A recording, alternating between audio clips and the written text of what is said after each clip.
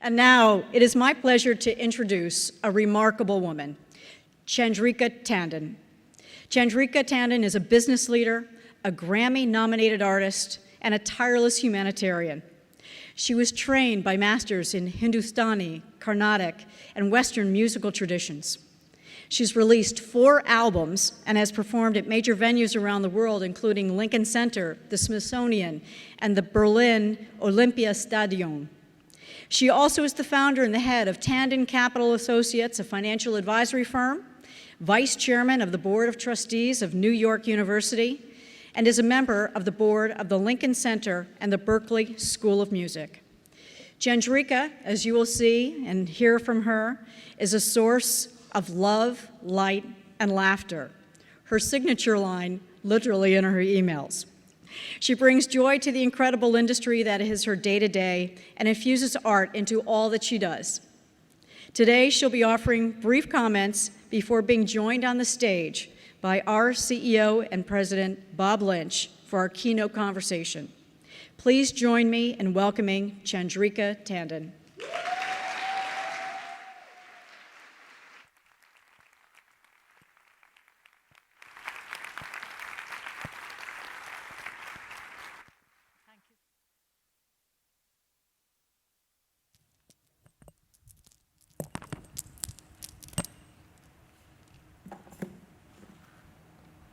Can you hear me? Yes. I am in awe. I've just sat here for an hour listening to this amazing work, a snippet of the amazing work that all of you do. And I literally am thinking to myself, why am I up here? Why isn't this entire group standing up here and speaking? Congratulations to each and every one of you. You really inspire me to greater heights. Thank you for that.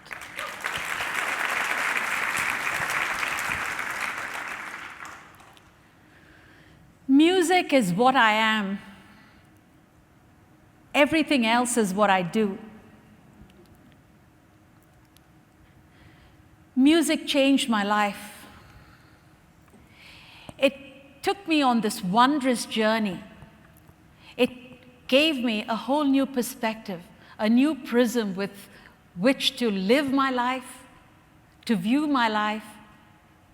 And it gave me purity of purpose. It made me rededicate my life to service and really loving the community and loving the world. I came to America about 40 years ago. $24 in my pocket, I had a job. I wore the badge of a type A with great honor. I worked like a maniac. I had a job and I was determined to prove it. I was 23 years old and I came in to work. And our work I did. 7 days a week, 20 hours a day sometimes. And I was stressed out. 20 years into this, I was really stressed out. I had everything in terms of a textbook case of success. I mean, I had a great job at that time. You know, I married, I had a child who I didn't see very much. And it essentially became a crisis of spirit for me about 20 years ago. I had a very big deal that I had to sign, and I had my own company at that time. And it's a very big deal which I had to sign in Europe, and I told the board that I would sign it and came back to New York, and I started crying. And you know, I'm not the type that cries. I grew up, when I was little, you know, I come from a very simple family. I washed floors, I cooked, I cleaned, I did a lot of things growing up. Don't be fooled by these good clothes right now. But I don't remember the chores. I remember the songs I sang when I did the chores. I know what I did when the guy would be milking the cow. I knew what song I'd be singing. That's how I remember it. So the jobs weren't that important because I was so happy singing. I didn't really own a record player or anything. And I started to ask questions about 20 years ago, and I just said, what was I put on this earth for? What was it about? What makes me happy? What if I died today and I never had another chance? Yes, I believe in reincarnation at some level. Maybe I'll come back, but I don't have an address for where I'm coming back. So what happens? What am I, and all these questions, of course, it's a little bit of a first world luxury to be able to ask these questions. You don't get to ask them if you're struggling to eat and drink, but it's also a difficult thing to ask when your life's going reasonably well, to stop. So I didn't sign the deal. I just told this it was an embarrassment to the firm. It was an embarrassment. I walked away from a lot of money. I walked away from career prestige. And I decided to think about what it was that made me happy. What made me who I could be. And I decided the happiest moments of my life had to do with music. So I wanted to sing. And I wanted to sing not because I wanted to get anywhere. I didn't want to perform. It was nothing like that. I just wanted to sing because singing made me happy. So I started to sing, and I found teachers that would teach me, which was a pain in the ass because nobody wanted to teach an old woman at that time, because in Indian music, people get kids when they are 3 years old and start to teach them then. And then I also had a firm. I couldn't walk away from my husband. I couldn't walk away from my little girl, and I couldn't walk away from my employees. So I needed teachers, masters, who would teach me on my schedule. What a tall order is that, So I begged. I called myself a music beggar. I would go and search for masters to teach me. And then I did find them to do that. And it's a long story, but over 20 years, I will say that the big thing that evolved was what I would call a complete life. And I think of this term inspiration. I think of living days when you're just happy to be alive. I mean, I used to have a few of those before. I have them every day, pretty much. There are few exceptions. But in general, I do have them most days. And that's a wonderful thing to be able to say about one's life, to talk about success in that way.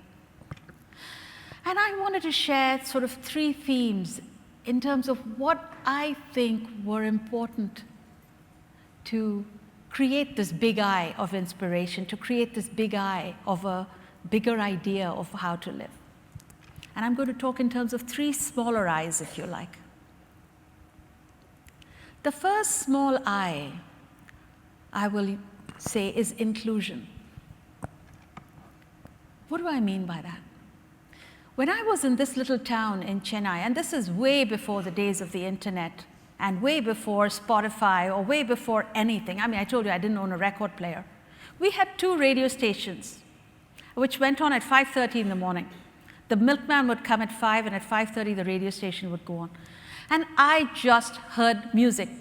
While I was doing all these chores, these 2 radio stations would be playing. I didn't have choices to say, I like jazz. I didn't even know what jazz was, mind you, but I didn't have choices to say, I want to hear this, that, or the other. Just stuff played. And I heard this by osmosis, things just went in my brain. And by the way, the wonderful thing about that, thank God for Indian radio stations, some stations would play, Roberta Flack. So and Sergio Mendes. And there was, Cliff Richard and Dean Martin, so sometimes you did, and of course, lots of different places. So all these songs, the Beatles, of course, in the 60s were so big. So, you kind of wanted, I Wish My Name Had Been Martha when the White Album was made out, and every breakup I had was Killing Me Softly, First Time I Ever Saw Your Face. So, all of this was ingrained in my life.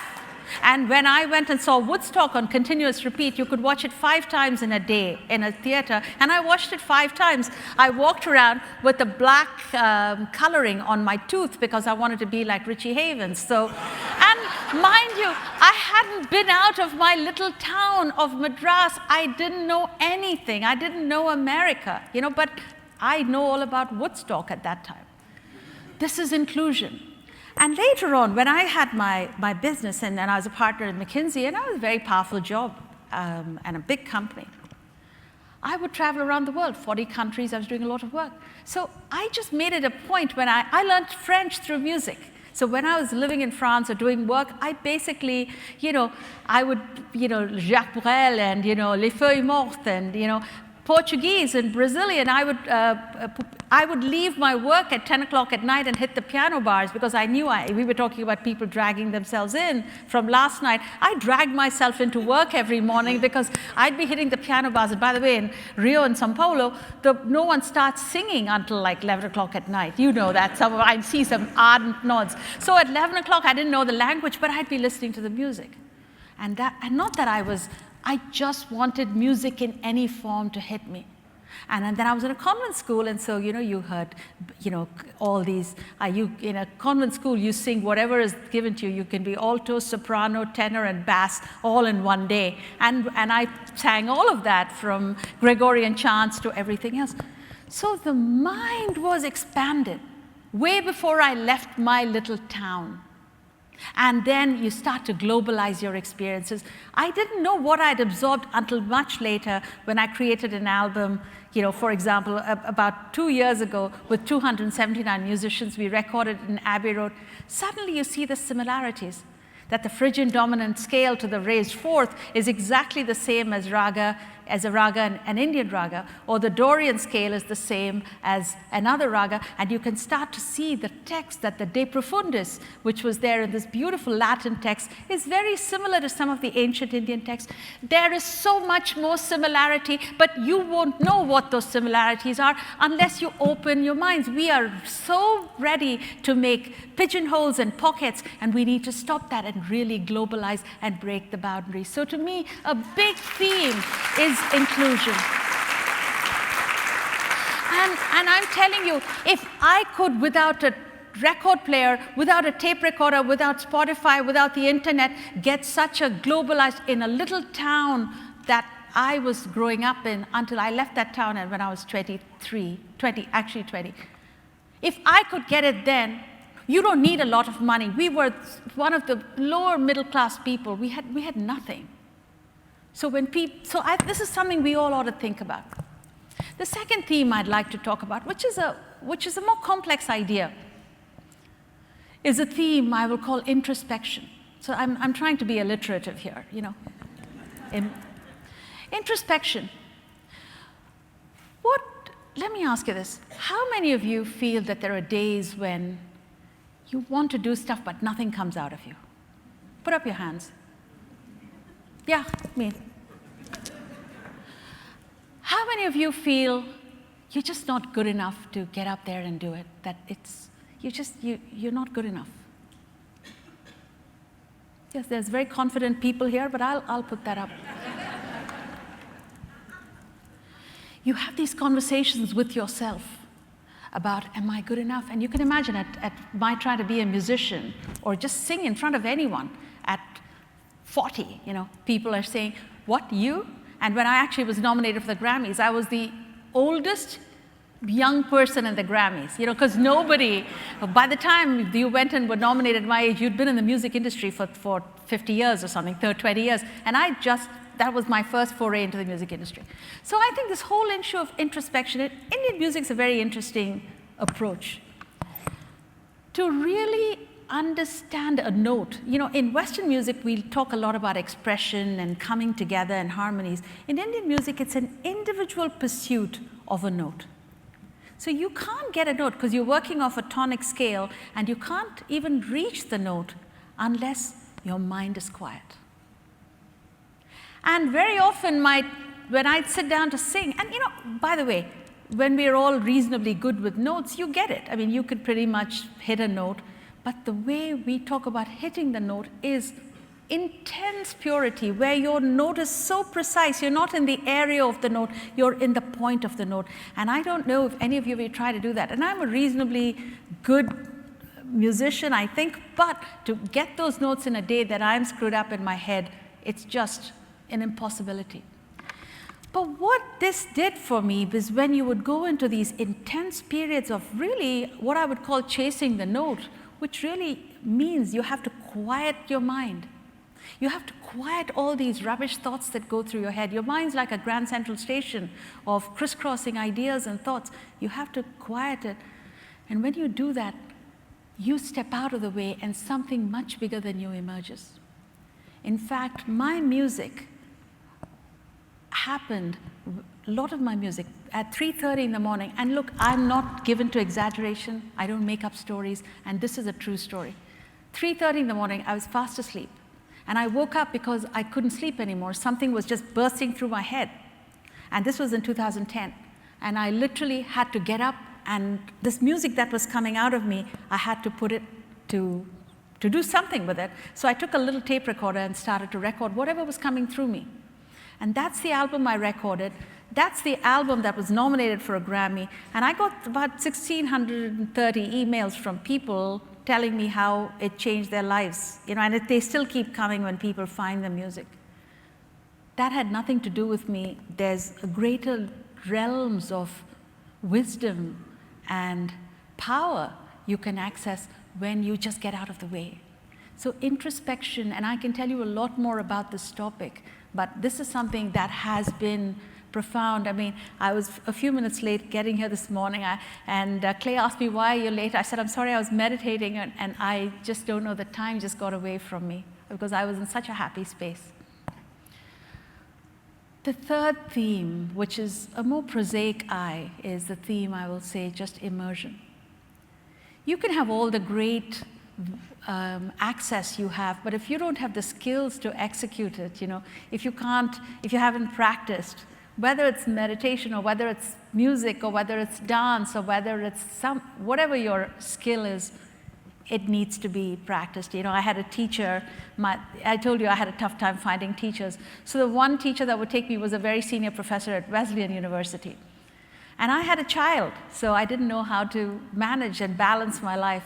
So I would get up at 3:30 in the morning and drive to Wesleyan, which is 2 hours away from me, and begged my teacher to see me at 6 a.m.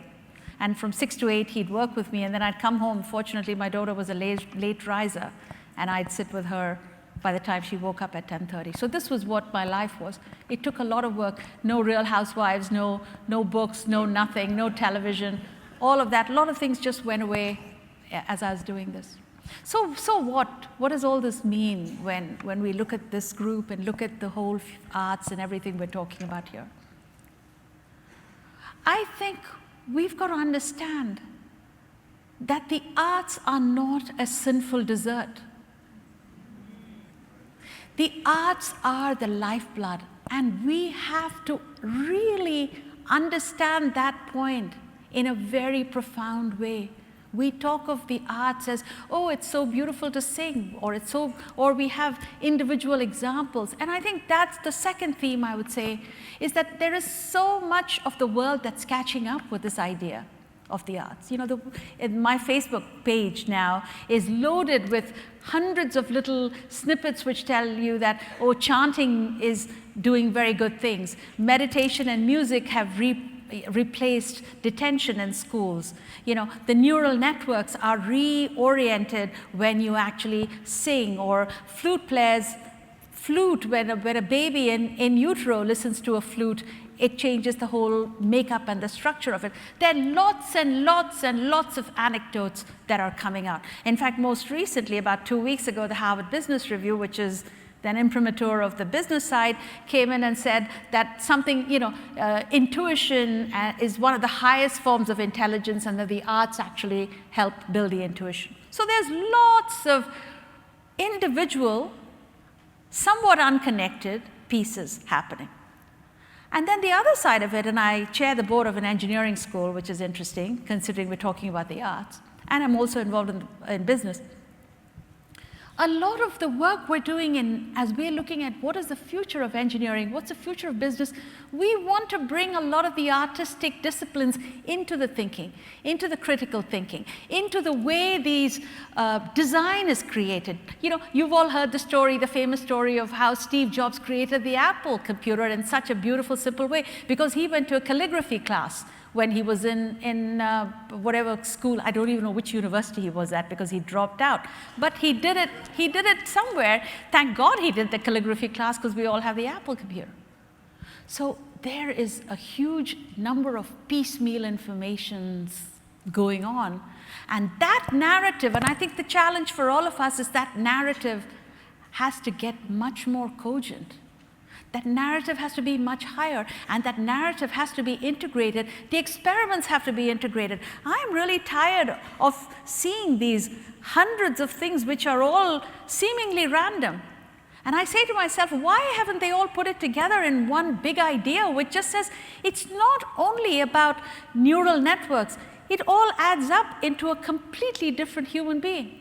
And we also talk of the arts in terms of mental health. The problem with that is I'm not disputing that. I 1,000 billion% agree that arts change your mental health. But it's not just about problems. It's not just that you need children with problems or people with problems to do the arts. Arts just bring out our best self, whatever your starting point is. Your starting point could be.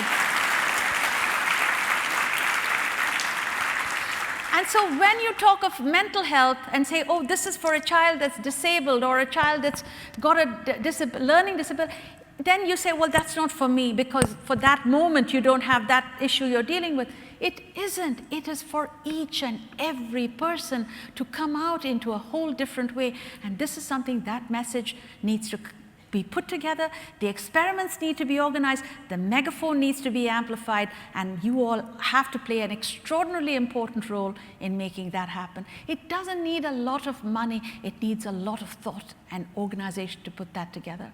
And I'm going to make one final point. At the end of the day, all of us cannot be ambassadors of ecstasy unless we feel the light inside. We really cannot. So we have to find that path to our own light. I mean, yes, you can quote, be the change you wish to see and all that. They all, even though as trite as they sound, it is, how do you ever build a world that's beautiful and full of love, light, laughter if you don't feel it yourself? How do you go out and be an ambassador when you yourself feel miserable some of the time or a lot of the time? Okay, all of us feel miserable sometimes, but let's not make it, let's keep that proportion to a small proportion. We're humans at the end of the day. Look, we are on this planet really for a very short time frame. We think, some of you are so much younger than I am, and so you have many, many more years than I have. But what, 80 years, 100 years? Okay, last 10 years you'll be a little sick. But unless you're doing yoga every single day, this is what I have just learned, by the way.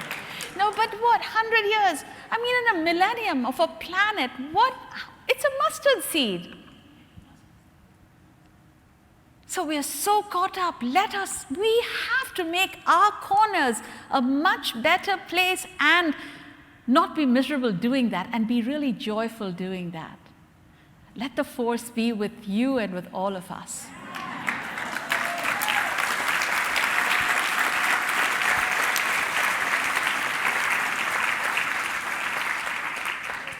Now I invite my friend Bob to join me so we can talk more and throw it up however we want to.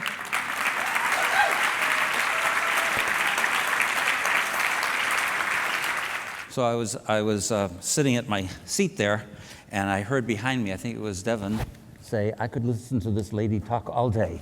You said that, right? That was wonderful. And I am here to ask a few questions, and it brought up so many different things that I could go in a lot of different directions, but I want to make a couple of points for the audience related. By the way, if my pearls jingle, please somebody put up your hands. I have a microphone up here. We love the sound of jingling pearls. A couple of things, though. One is ambassador of ecstasy. I love that line. That's just really. I know. It's a nice term, isn't it? Right. That is true. And I'm gonna juxtapose that with your comments about watching reels and reels of Woodstock, because I was there, and I can give you some personal tips on that. Yes, thank you. I would like that. Ambassadors of ecstasy came out of the Woodstock experience. So I think you and I have slightly different definitions of ecstasy. Yeah. Oh, wait a second. I'm drug-free. No, me too. But of a different kind. One of the things that I also wanted to just say was the power of those 2 radio stations, that was it, is the power that all of the people in this room as local arts ambassadors and nurturers have. They may have more than 2 radio stations in what they do, but essentially the same thing is what the people in their community get is what the people here bring as local arts leaders. And so that's an epiphany for simplicity as opposed to complexity, I think. And you talked about that as well. But my first question has to do with how we first met, which was Americans for the Arts had the honor of awarding Chandrika a Business Committee for the Arts Leadership Award, business community, for the business side of her work. And I'm just curious how, with your wonderful signature of love, light, and laughter right on your card there, and the kind of introspection that you were talking about here, how that is received by your business colleagues, and how is it received, and what kind of inroads of change are you able to make with them? So I'll give you a couple of different vignettes. So when I first started signing my emails, Love, Light, Laughter, about 10 years ago, I just said, and it wasn't because I was trying to make a point, it was simply to remind myself that I'm on this planet to make myself better and the world better, whatever way I can just communicate it. So I'll never forget the chairman of one of the largest firms who I wrote this to. I decided not to discriminate between business and personal and so on. I just did this. This was no political correctness here.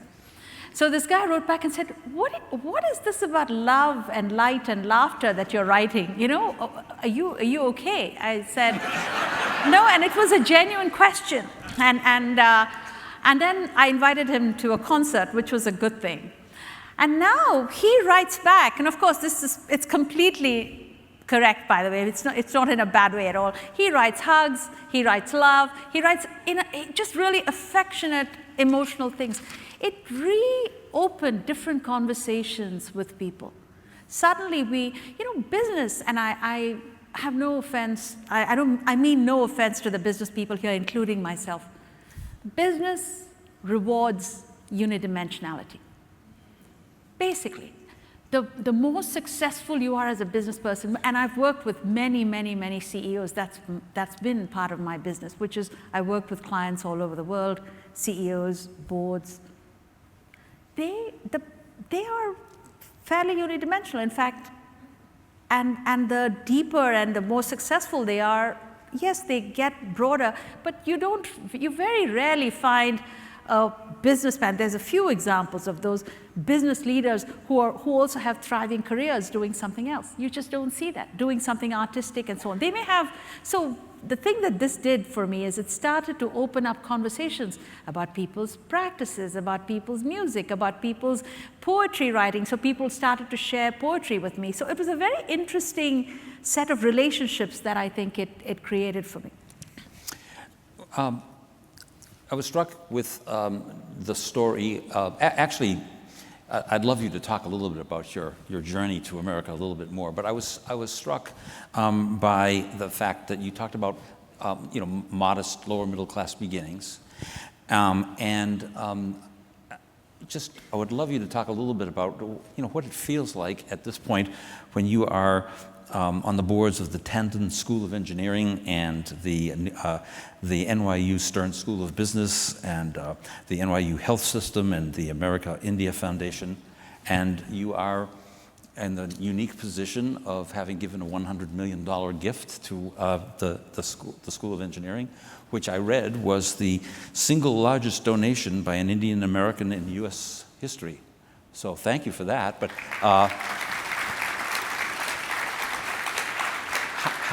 how do those beginnings affect that, and how do you think about your world now, which is a complex one? My earliest memories of growing up was that my mother was buying spoons for me when I was 3 years old because she had to build a dowry to get me married. I was the oldest child in the family. And I was, she was 17, I think, was the age that you could get me engaged, and 18 was the official age that she could get me married. It didn't matter what I thought or who I wanted or what I wanted to do, but that's what she knew best. So she was trying to set up the whole infrastructure to get me married, which involved collecting a trousseau. I had to fight. I went on hunger strikes to go to college. I went on hunger strikes to leave to go to business school, and education gave me a window into a world. I would have been married in India, and I went back to my reunion many years later, just this year, earlier this year, and I see the life I would have had I not had the opportunities. So this is why, and I've been here for 40 years. As I said, I came here with $24 in my pocket. I had a job, but I worked hard, and this place, America's given me so much. And I see the possibilities. At the School of Engineering, 40-some% of the students are Pell Grant eligible and first generation, first in their family to go to school. And 47% of the entering class are women. And this is and when they leave, they get some of the highest salaries their second highest salaries in all of the tri-state area, which makes it one of the highest salaries in the US. That's fantastic. It doesn't just transform one life, it transforms generations. And that is what I'm about. If we can, in some small way, whatever spaces, look, 100 million is a lot of money, but you can't solve, there's so many people in need, there's so much that needs to be done. And we just need different ways to do it. And we can't take it with us. You really have to give back. And I feel very, very strongly about that. And I've got to make one important point. I don't feel like, oh, I gave back. I don't care. I've got so much more out of this. It's almost a different kind of one-way street. This has been the most glorious experience of my life, the engagement and being engaged in the communities that I serve, whether it's a university community, the musicians community, the artistic communities, and multiple communities that form my epicenters now in the US and in India. Good. Maybe just a little bit more on your journey to America at the age of 20, and I think you told me that the first thing you bought was a guitar. Right. So when I had this job, and I didn't have so I had $24, that's what I was allowed to bring out, but I had a job, and they gave me $5,000 as living expenses for the whole month, and a sign-on bonus and all of that. This was a huge amount of money at that time. Now, what I did with that is I bought a Martin guitar, which was, by the way, and this is one of the nicest Martin guitars that probably exists on the planet today, because I bought it for $3,000. I mean, you thought, and I'm a business person, I'm supposed to make smart decisions. So I bought it $2,955. That was what the Martin guitar cost. And then I bought a stereo system, which all I wanted was a turntable, because by then, when I started working a little bit, I'd accumulated about 40 albums, which I carried with me in my suitcase to come to America. So I bought a turntable which would play that. So that was the stereo system, that was $2. And then the remaining dollars were supposed to keep me in food and furniture and everything for the next month. So I didn't have a down payment for a rental, so I crashed in my friend's couch. And then somebody gave me her apartment, and so I slept on one pillow, one sheet, and a great stereo system, and a Martin guitar. And all my friends came, and we sang, and we heard all the music, and then they brought LPs. So this was how my first month in America was, or first several months, actually, because it took me a long time to make enough money to get a sofa. And you learned to drive that month, too. That's true. I learned to drive, and I hadn't driven in America. I'd never driven, really. So I went for a 4-day driving class, but I didn't know American roads banked. Did you guys know this? So if you've driven in India, you've driven on the wrong side of the road. But American roads, because of snow and ice and so on, I think they're slightly indented or something. So in any case, I didn't know that you had a fast lane and a slow lane. So I was driving at about 20 miles an hour in the fastest lane because I had to get to a client at 8 o'clock in the morning. So I was driving the streets from New York City to New Jersey where my client was. But I was driving on the fastest lane at 20 miles an hour. And meanwhile, everybody on every side was giving me the finger. I didn't know what the finger was. So, so this is the two dynamics going on my first day. I'm stopping the car every 15 minutes because I think I have a flat tire. Because the road's in banking, so I thought maybe 2 tires have gone flat. And then everybody is giving me the finger and I'm waving back to them. It took me a while to learn. It was really ridiculous if I think about it now. But it's so true, this story, honestly. That's great. I want to, if people out there have questions, we have some microphones in the center of the room, and if you'd queue up and stand there if you want to ask a question, I may be able to see you, and move there if you do, and I'll ask a question first, and then we'll see great. what... And can we just dim the lights ever so slightly so I can, yeah, that's great, so I can see the people. Thanks. There they are. I wanted to ask you about your music and where you are now with the music and the 4 albums, and if you could talk about what the music is, which is the professional part of the music. Yeah. So with the music, what I've evolved to is I started out, as I said, the inspiration came with chants. We're using syllables. So the one that was nominated for the Grammy, which is called Soul Call, was using the 8 syllables which represent the syllables that you use to harmonize the cells as they're going through their regeneration process. So, at every moment, as we are all sitting here, millions of cells have died, and millions of cells have been reborn. And so these 8 Nara, Om Namo Narayanaya, are meant to basically harmonize the process of the body. And that one got hundreds and hundreds of emails from people saying what they used it when people were dying or people were sick and so on. Then the last album, which we are touring now in the end of the year, is we're actually performing in Kennedy Center on November 22nd, so if any of you are in Washington, please come. But that's an album which is essentially talking about the journey. Shivoham, the quest that I've gone through to find the light. Movement 1 is searching so intensely for what it is. Movement 1 is yearning. Movement 2 is searching intensely, and then movement 3 is connecting in some ways with the light.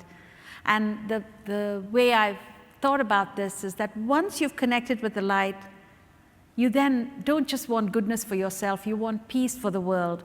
And at some point, peace is even not enough. You really want blessings, and you just want it to rain blessings on everyone. And I think that was the whole thesis of the album, which is called Shivoham, the Quest. We worked with amazing musicians, a big choir, a big symphonic orchestra. So it's a fusion of different styles and cultures. We brought English lyrics together with Sanskrit, and that's when you start to see the similarities rather than the differences. Great. I think I see one person standing at the microphone. Yes, thank you. I just have a question. You came to America and bought one of the finest acoustic instruments possible. Did you play the guitar before you came? Thank you. I played it in a very embryonic fashion, and then I took lots of lessons after that, and I got reasonably good, but it's not my core instrument. I just admire it now and play it sometimes. But it was just something that represented my entire, the guitar is an instrument I've been so in love with for all my life. Charlie Bird, I just spent hours listening to Charlie Bird and Stan Getz, and so this was a big deal to me. We have another question, please. Yes, thank you. How can we... Can you say who you are? G.P. McLear with the South Carolina Arts Alliance. How can we ensure that if we have employees or we have colleagues that we're able to create an environment where they can expand their minds like you had the opportunity to? See, I think we have to start defining the arts as broader experiments than just singing or giving a grant to singing or giving a grant for something. I think we have to start looking at what it does and start to create much more strong connections to what it does and start to measure it. I also think it's important. I would love to see some studies happen with imprimaturs put in where we start to increasingly make the point that it's not something that's a luxury, that it's something that's so central to how we live and how we operate. I'm not exactly answering your question, but I think it's a much broader agenda that we have to create. The other thing I'll say, which is a different one, is that in a lot of cases we want, and please don't take this the wrong way, because I don't mean this in a critical way at all. I think a small amount of resources can do a lot if we're strategic about this. And that's something that, coming from where I come from, where there's just, I tell you, if 2 radio stations can create a whole wisdom, a lot of small things, especially with the advent of technology, can create many more opportunities for connecting with people. There are many other issues which are more important, but it's the initiatives themselves don't need to be grand and complex to improve the access. So that's kind of, and this is a very, very long and complicated and important discussion to be had. Great. Yes. Good morning. My name is Hema Ramirez from the city of Riverside. I don't have a question so much as I have a statement for you. I believe that joy has a ripple effect. So I want to thank you because you've brought a lot of joy to a lot of people in this room. And we're going to go out there and we're going to share it with others. So thank you.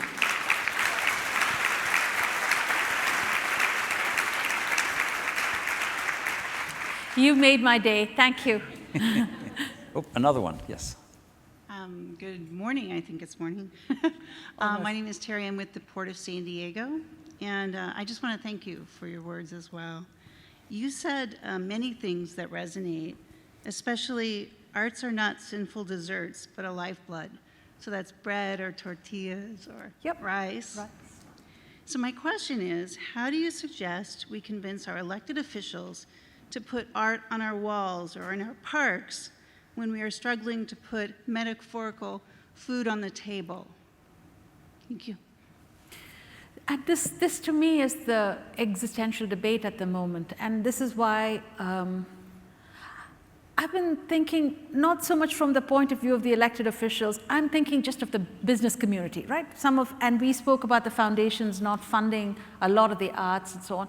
Because I don't think the awareness, unless you're an artist, the awareness of the arts as a central element in making people realize their best self is just not prevalent wisdom at this moment. You all know this, because each and every one of you here is sitting here and purveying and working to get the arts out every single day, and you see hundreds of examples. And I will tell you, even being an artist myself, 20 years ago, when I started on this journey, I would have thought, oh God, music's an important thing, but until this crisis hit me, music was just a luxury, because I had to go and win bread. I had to live my life. I had to take care of stuff. So I think now I see how my life has changed because of it. So we have to create much more clever experiments and much more, I was thinking, for example, I made a list a few days ago because I looked at maybe about 17 or 18 studies that I've just heard about in the last month about, neural networks and so on. And they're reputable studies, but they're fairly small scale and they're disparate. This is one of the things we're doing, which is the things happening all over the place, and when things are dispersed, it's very hard to coordinate because people say it's not invented here, it's one small thing, give me more. So we need to kind of get them together, create some credible megaphones, and I think organizations, we have some amazing people here with the Americans for the Arts and the NEA and all of that. I think there's got to be a huge effort to integrate the experiments, create a coordinated narrative, and amplify the megaphone with reputable evidence. Because the business community loves evidence. If we can make a case, and I'm not saying we can yet. That flute, which is one of the 17 I saw, that playing the flute in utero changes what happens to babies that are born. This is what I saw, and I don't know how many of you have seen this. Well, you go take a look at this. Just put in flute and in utero, and you'll find stuff. No, and it blew my mind. And I said to myself, oh my God, had I known this 30 years ago when I was pregnant, you know? Because people, ultimately the business community will be persuaded by facts and evidence of something good happening.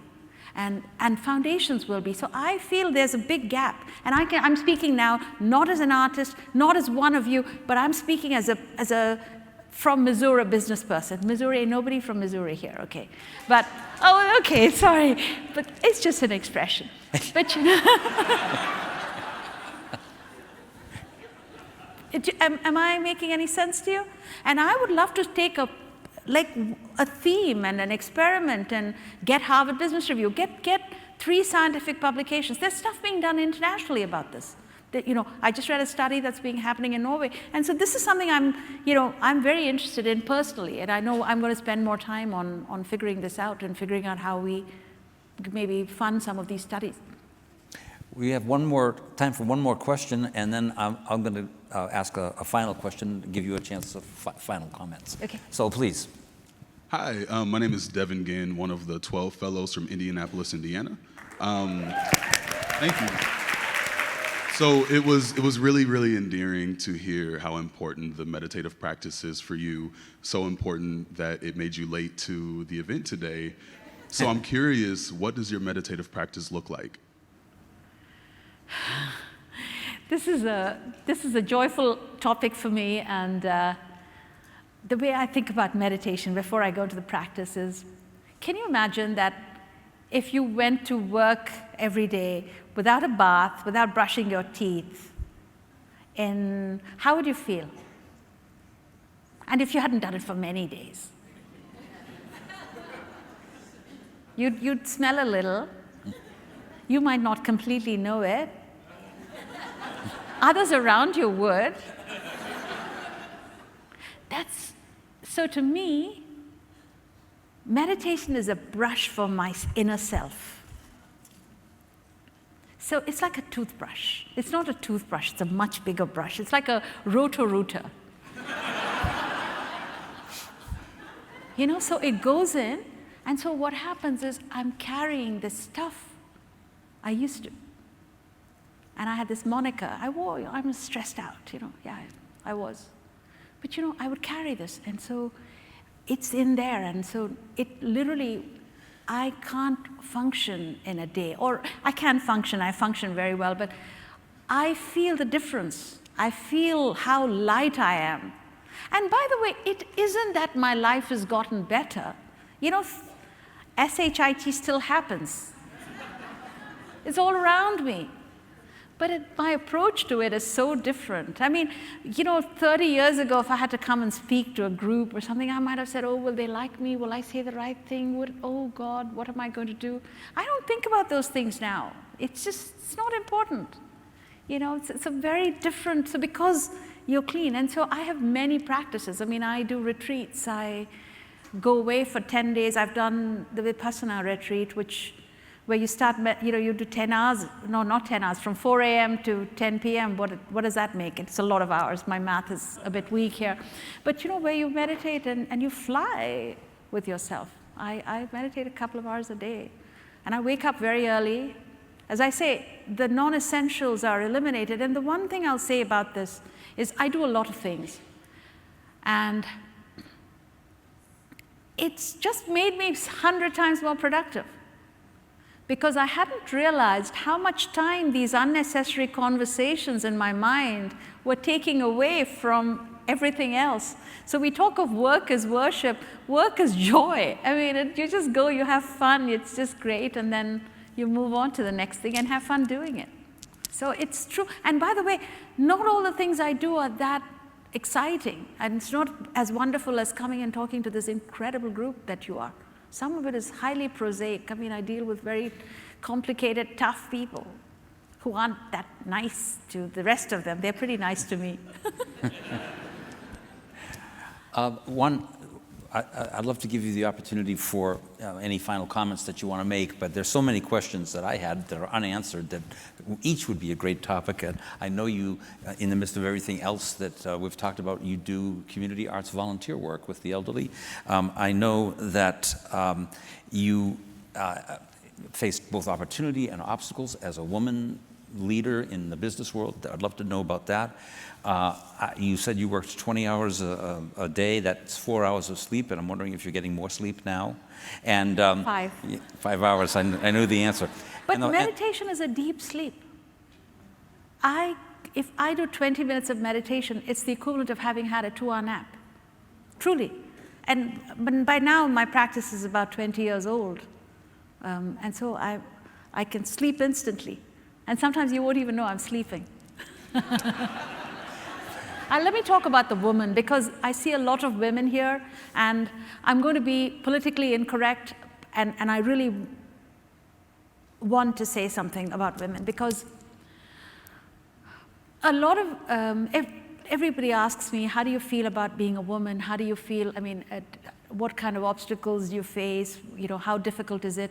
Look, when I came here, I look funny. I am brown. I look, and I went straight to the boardroom. So I didn't start at the bottom. I didn't have the sort of the onboarding process of going through university. I went straight. I came in, and I worked with management teams and boards, not having had an American education, even though I was well educated, but I didn't know the vocabulary. I didn't have a common language with a lot of people. And people just didn't know who the hell I was or how to deal with me, and people would do it in very odd ways. The 2 or 3 themes that I have learned, and it doesn't take away from everything else that, some people are haters, and they will always continue to be. And I don't even want to focus my attention on them. The first thing I will say is that it gets back to the themes. I used to think of myself a lot more as a perfectionist. Now, my definition of myself is I am perfection. I am perfection the way I am at this minute. I am abundance, and only the best can come from that. It doesn't matter if you are able to receive it, great, but I am perfection. And women especially, we beat up on ourselves so much. We are always not good enough. We are trying to get somewhere. We are trying to do this. We need to first start with ourselves, and men have that problem too. I think we have it a few, we're sort of exponentially worse in some cases. So that's one. And the second thing is, when you come from that place of absolute belief and absolute belief in your abundance, as I said, haters don't matter so much. You ascribe kind of intent. You don't ascribe the most negative intent. Microaggressions seem like just ignorance rather than hatred. And you begin to reorient your narrative about them. Somebody taught me this term about shadowboxing, which I hold on to. You know what shadowboxing is? You say something to me, you say, and then I am thinking, my God, what you really mean is X plus something. So I am already, because I'm feeling so defensive, I'm focused on the plus something, and I'm boxing a shadow that's already in your words.